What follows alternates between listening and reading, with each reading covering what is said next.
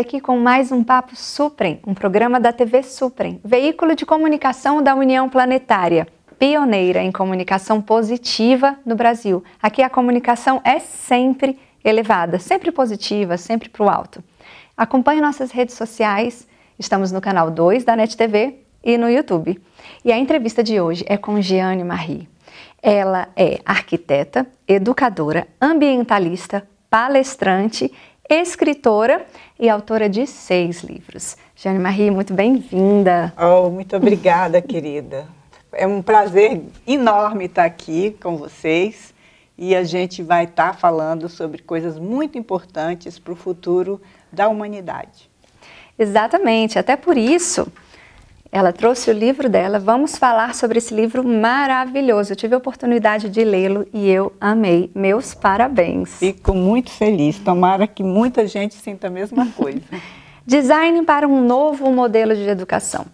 E, Jeane, eu folheei as páginas e achei incrível. Cada palavra que você trouxe é um despertar de esperança para a humanidade, para o nosso coração. Eu me senti muito com fé, mais fé, porque dá sim para arquitetar um novo modelo de educação, que essa é a proposta que você nos apresenta. Mas você começa falando de você nesse livro e também me trouxe bastante insight. Você pode falar sobre você um pouquinho, da sua história? E você fala muito em pensar fora da caixinha. Sim, sim. Então, porque as pessoas perguntam por que uma arquiteta está falando de educação, né?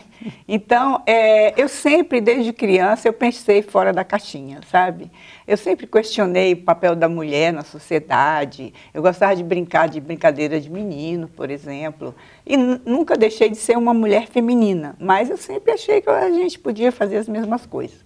Então, durante a minha vida escolar, eu tive muita questionamento sobre a educação, achava aquela coisa entediante de ficar sentado na cadeira, ouvindo uma professora dando um monte de conhecimento que não tinha a ver com a minha realidade como criança, do lugar que eu estava, muita decoreba, aquela coisa toda.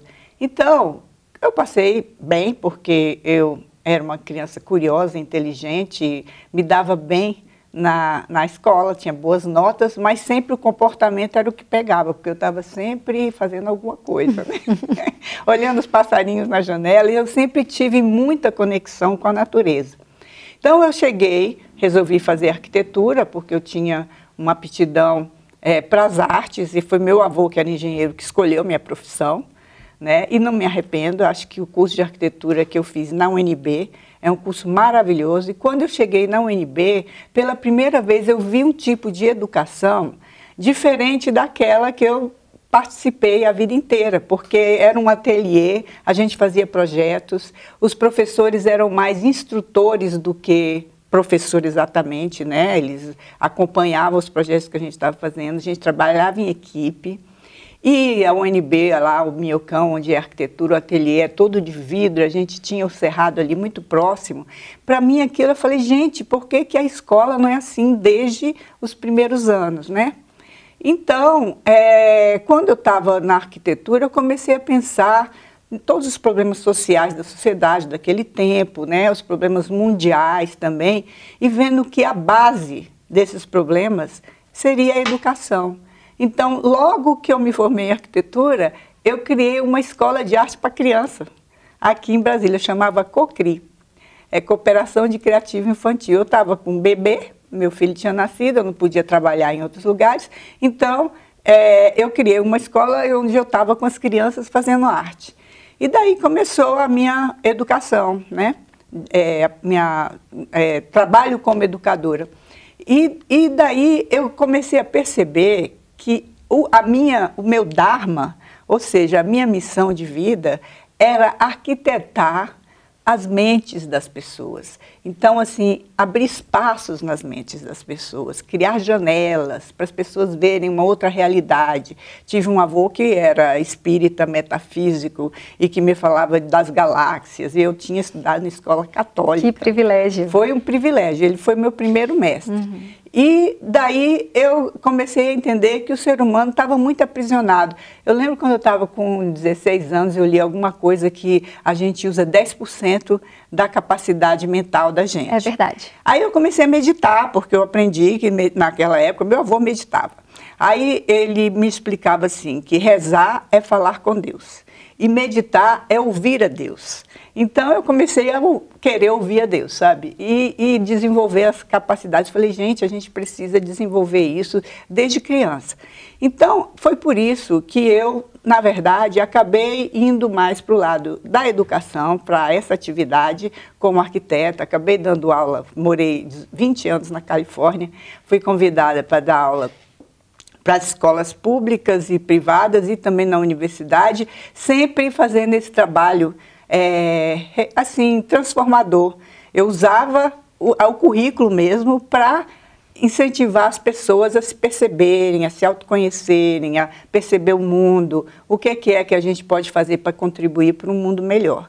Então, assim, essa foi a minha forma de pensar fora da caixinha. E eu acho que todo mundo deve pensar fora da caixinha. E como é bonito tudo isso, porque não existe acaso na vida, não existem coincidências, existem felizes deucidências, porque é Deus em tudo. E você é arquiteta, mexendo, contribuindo com a educação, você planejou um livro que traz um design de arquitetura para novas mentes humanas. Isso. Então, achei super interessante, porque você traz soluções, você traz propostas bem arquitetadas mesmo. Isso é fantástico. Aí a gente, quando a primeira parte do livro, eu falo da situação atual do mundo, né? As crises que a gente está vivendo.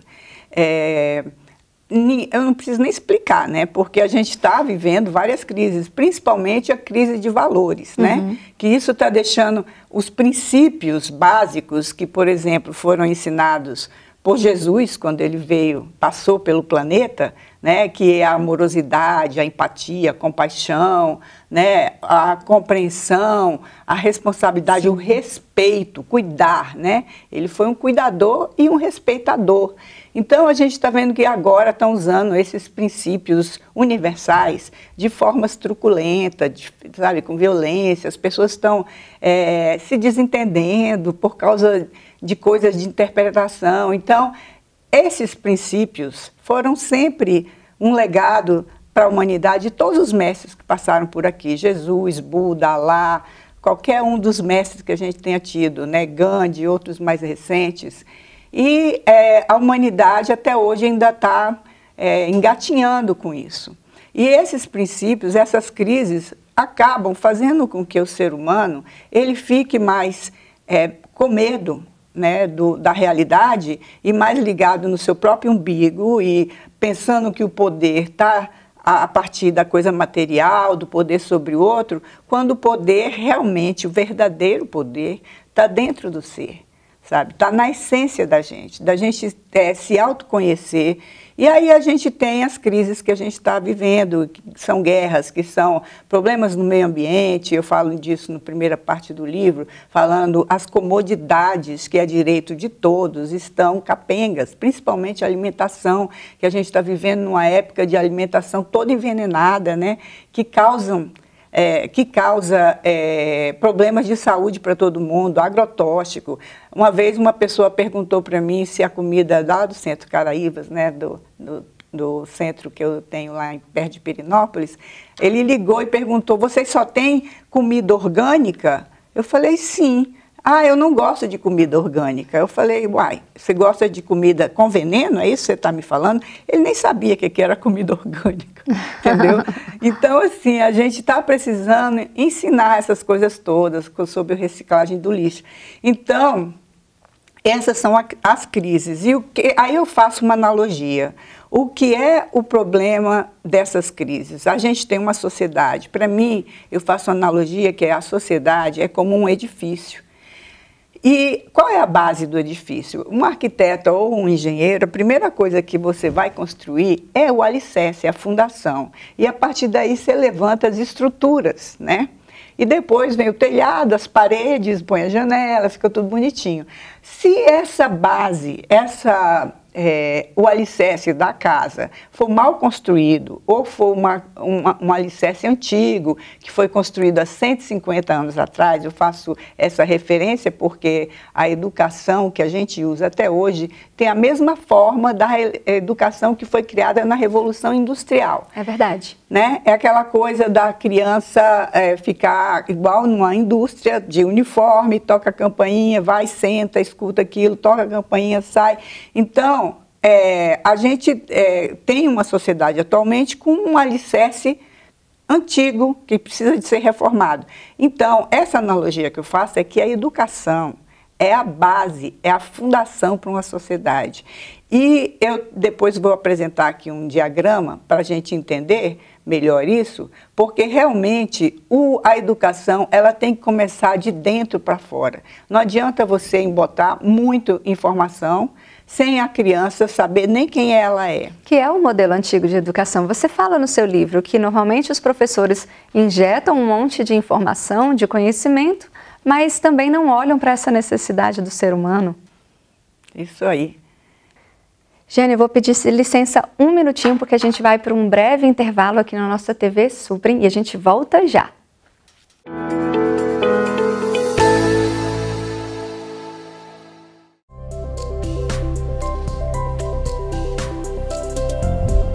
TV Suprem. Para uma nova consciência, uma nova televisão.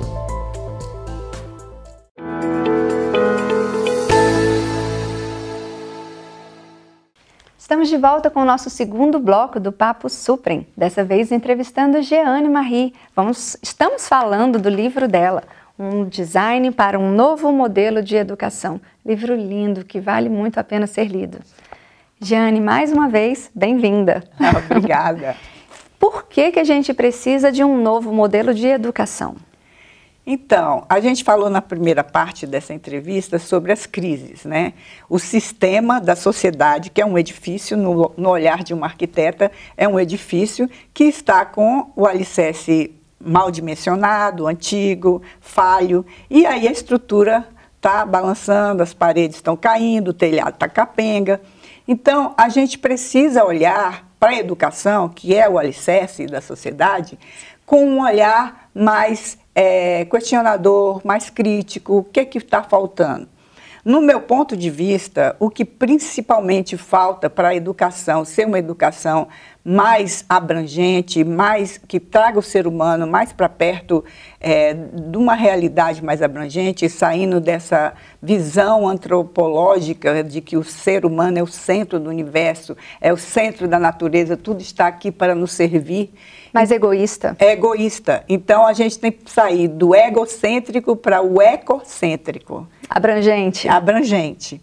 Então, o que acontece, né? É necessário a gente olhar isso. E para olhar isso, a gente tem que fazer uma referência. Eu não estou inventando a roda. Eu fiz toda uma pesquisa e nós temos, no livro, eu cito vários educadores que foram precursores dessa nova educação. Vou citar alguns aqui, poucos.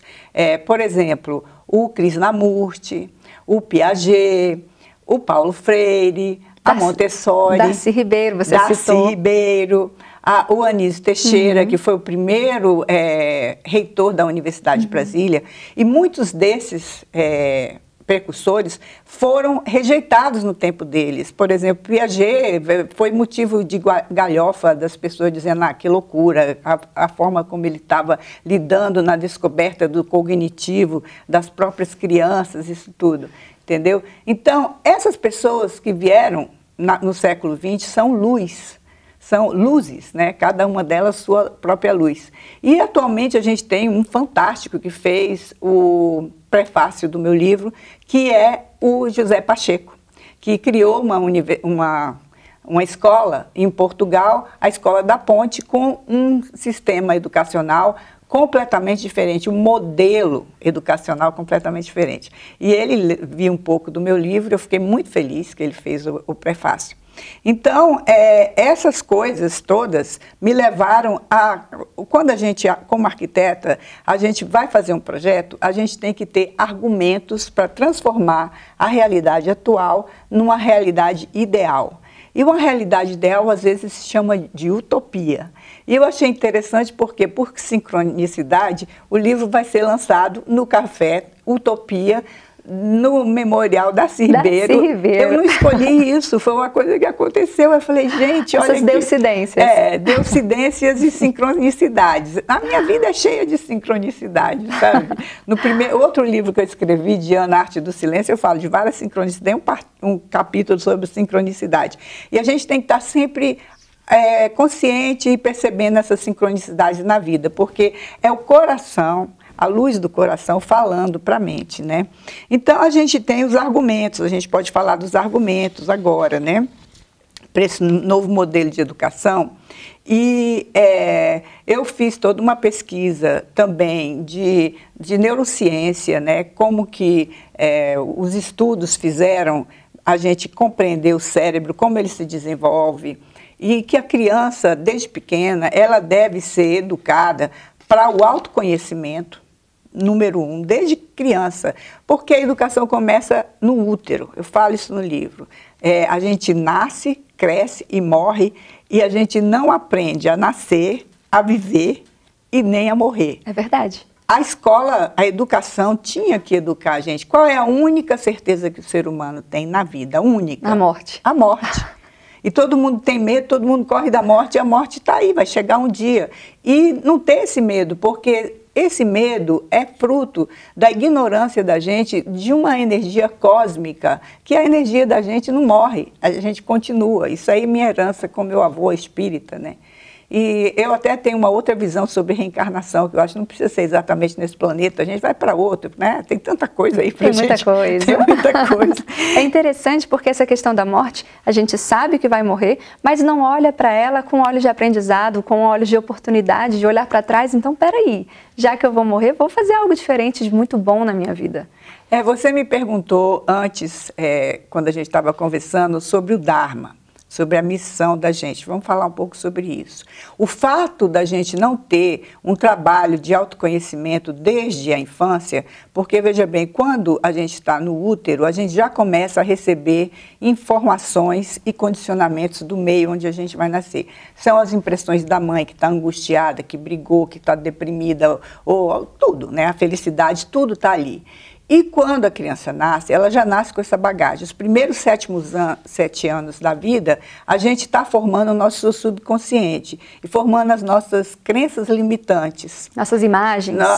A sombra vem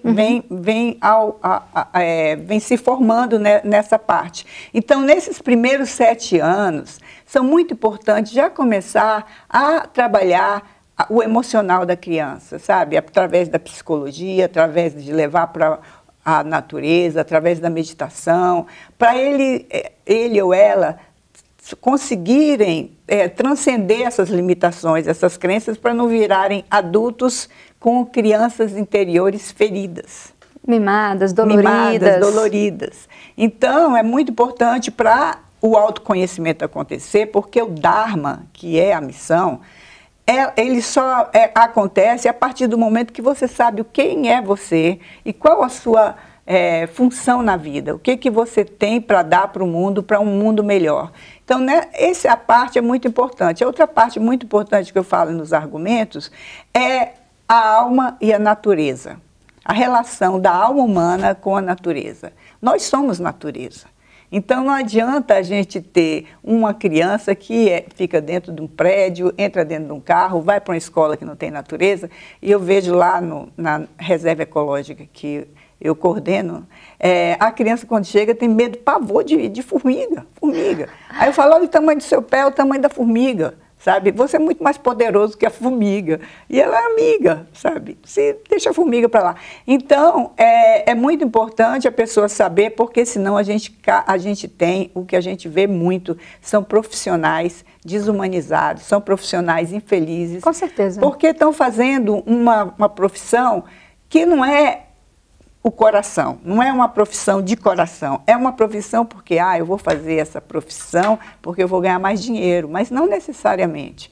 Se você não tiver o coração e o propósito de vida dentro do que você faz, você não vai ser uma pessoa feliz. Você pode ganhar muito dinheiro, mas não vai ser uma pessoa feliz. Sim.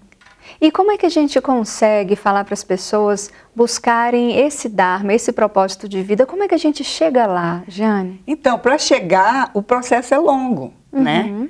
Eu dei sorte, né? Porque eu tive um avô que me deu instruções e eu comecei a perceber, mas tem gente que passa desapercebido, não sabe. Fala, não sei qual é o meu Dharma, não sei o que é que eu gosto. Então, isso é porque não experimentou na infância um avô mestre, por exemplo, entendeu? E oportunidades que dê para a pessoa. Então, como que a gente chega a se autoconhecer? É através da educação. Através da educação. Então, aqui eu falo não somente desses argumentos, mas também na última parte do livro, que eu gostaria de mostrar esse diagrama. Então, a parte de fora do diagrama, que a gente vai mostrar aí na tela, ele fala da coisa mais importante da educação, é a consciência universal, o desenvolvimento filosófico e espiritual. É um círculo que engloba toda a vida. Aí daí vem a consciência socioambiental e planetária. Todo ser humano tem que ter essa consciência, e isso também é parte da educação. Aí o desenvolvimento emocional faz com que o ser humano se autoconheça.